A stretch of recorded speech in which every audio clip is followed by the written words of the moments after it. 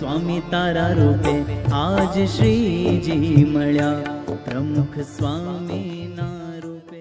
સદ્ગુણશાલિનમ ચિદે ચિદે વ્યાપ્તમ ચ દિવ્યાકૃતિમ જીવે સાક્ષર મુક્ત કોટિ સુખદમ નૈકાવતારાધિપમ જ્ઞેયમ શ્રી પુરુષોત્તમમ મુનિવરૈ વેદાદિકીર્ત્યમ વિભુમ તન્મૂલાક્ષરયુક્તમેવ સહજાનંદમ ચ વંદે સદા.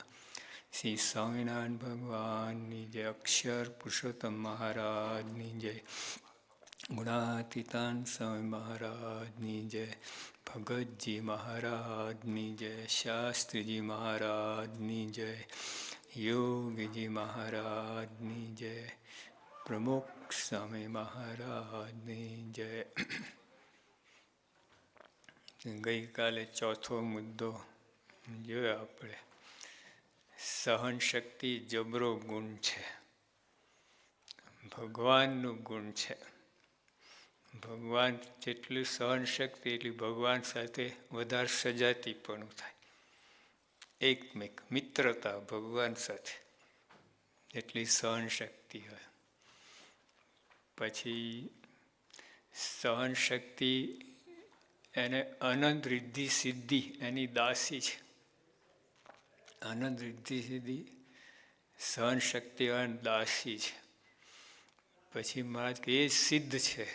સહન શક્તિ જેટલી વધુ એટલું એને ભક્તપણું વધુ. અને છેવટે યોગી આપા વાત કરે કે મોટા જીવમાંથી રાજી થાય. આ એક મોટો આપણને ફાયદો છે જીવમાંથી. તમે બાપાને જરા હસાવો, ગમત કરો, રાજી છે, પણ આ સહન કોઈ જીવમાંથી રાજી થાય.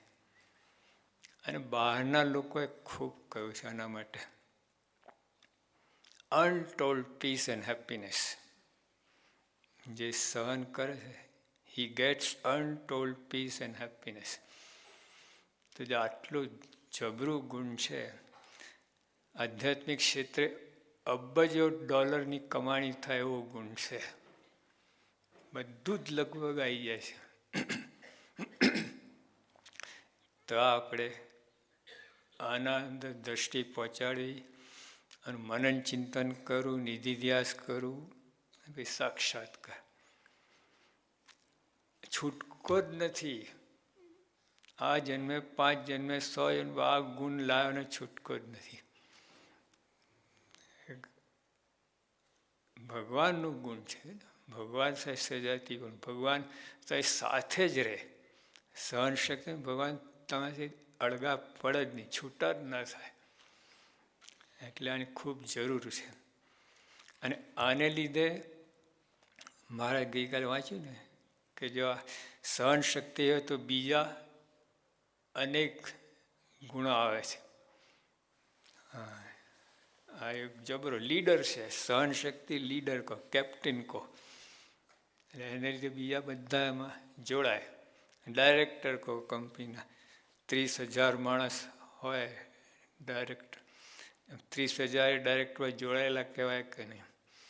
સહન શક્તિ હોય તો બધા ગુણો આવી જાય. ને સારા તો આવે જ. એટલે આપણે વિચાર કરો, આપણે કથામાં બેઠા છીએ, કંઈ આવન જાવન નહીં. આટલા વહેલા તમે સવારે આવ્યા છો કે અમારે તો અહીંથી આવવું મુશ્કેલ પડે, ઠેઠ ઘરેથી આવો, બધું કરો. તો આટલું તો ગ્રહણ કરો. આટલું બધાને આટલું મનમાં રહો. સહન શક્તિ કેવી છે? જો અણુશક્તિ, વિદ્યુત શક્તિ, આવી શક્તિઓ છે, એનર્જી, એમાં સહન શક્તિ બધાને આંટી નાખે એ શક્તિ છે. વિદ્યુત શક્તિ, અણુશક્તિ, ઓલા એટમ રિએક્ટરમાં કેટલું આખી વીજળી ઊભી કરે છે.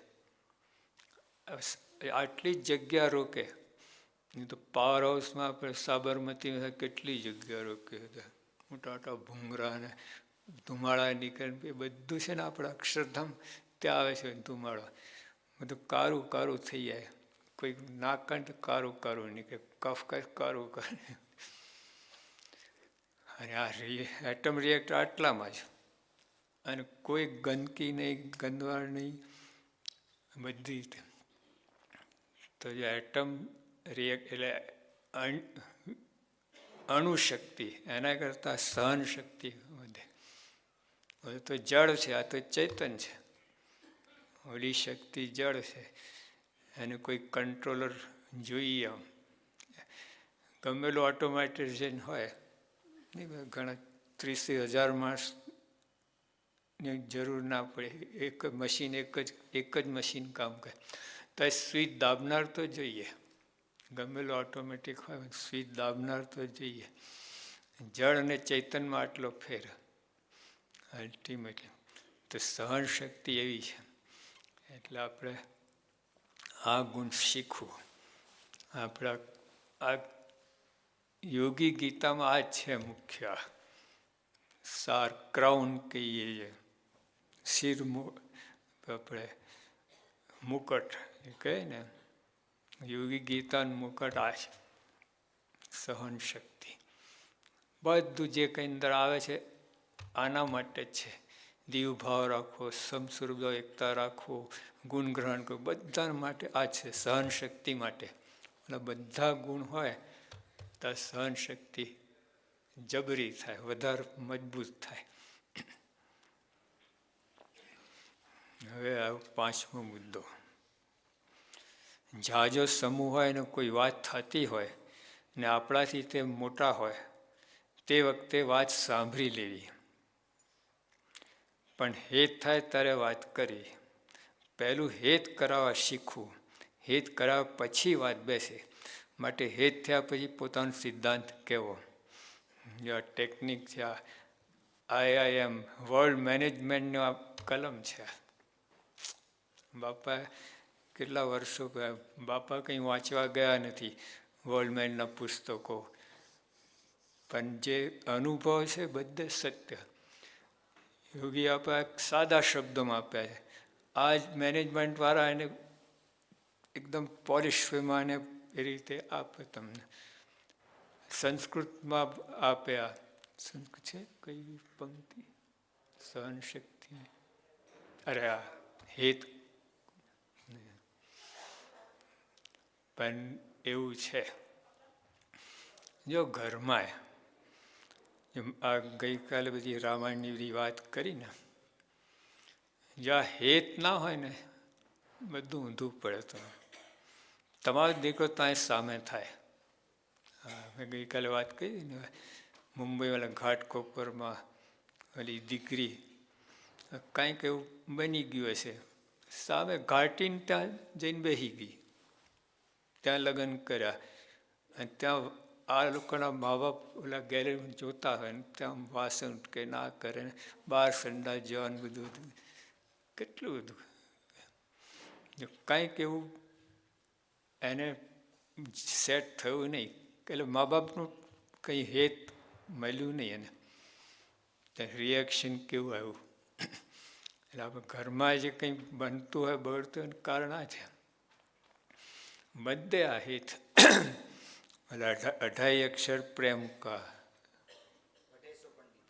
પડેસો પંડિત થયેલા.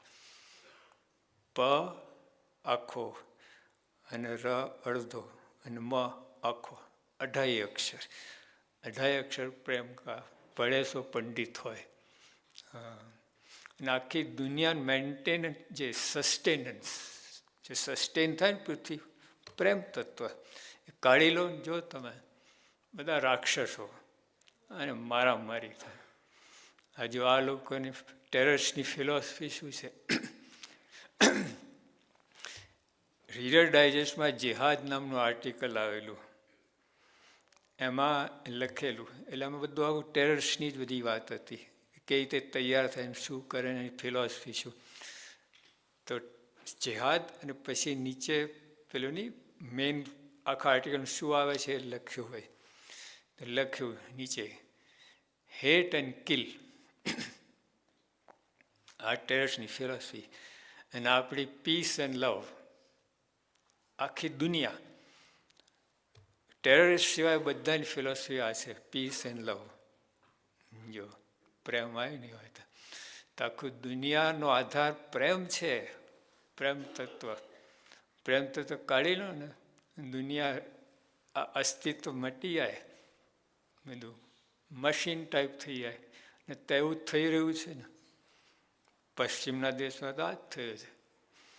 બાપ દીકરા સંબંધ 19 વર્ષ થાય એટલું રાહ જ જોતો હોય 19 વર્ષની છૂટા પડવાની. અને મા બાપને ઘરડા ઘરમાં નાખી દેવાનું. આવી નહીં આ જે લોકોને તો જે પ્રેમનો અભાવ. જો આપણે CFIમાં અમેરિકામાં છે, એક પેલી બાળકી હતી, બાળકી નહીં પણ કિશોરી, મોટી ઉંમરની. પછી સીતાજીનું વાંચ્યું ને, આપણે લખે જન્મો જન્મ રામ મારા પતિ થાય. તો એટલે વિચાર કે આટલું બધું કષ્ટ પડે છે તો પતિ માટે આટલું તો ભાવ.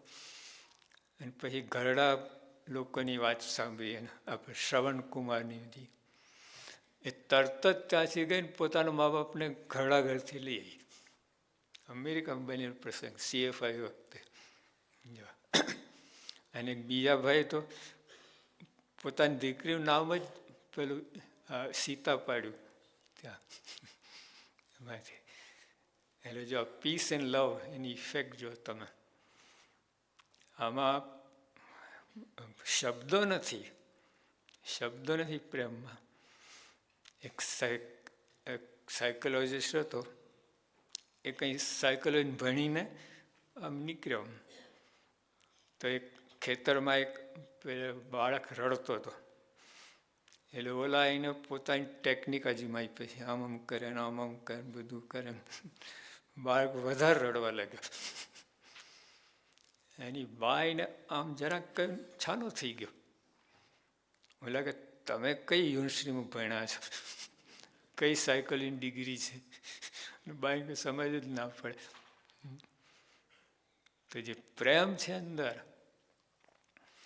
જો આપણે ઘરમાં તમારી મા કે બહેન પીરસતી હોય, બરાબર, અને તાજમહેલ હોટલમાં ઓલો પીરસતો હોય, એકદમ વ્હાઈટ અપ ટુ ડેટ કપડાં, એક દાગ ના હોય, અને ફોર્સેપ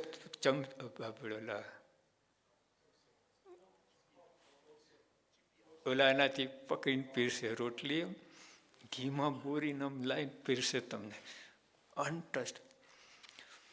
પણ તો બેનની ભાવના કેવી છે, ઓલાને એક આંટો ઓછો ફરવો પડે રાજી થાય, એક રોટલી તમે ઓછી ખાઓ તો રાજી થાય, અને મા એક રોટલી વધુ ખાઓ રાજી થાય. પ્રેમ છે ખાલી ઘીમાં. અહીં તો ઘરમાં તો ઘીમાં ક્યાં ડબોળી ખાય, ઉપર કદાચ થોડુંક ચોપડતા હોય. અને તો ઘીની જરૂર નથી, પ્રેમની જરૂર છે. એ ઘી નથી પીરસતી, પ્રેમ પીરસે છે મા અને બેન.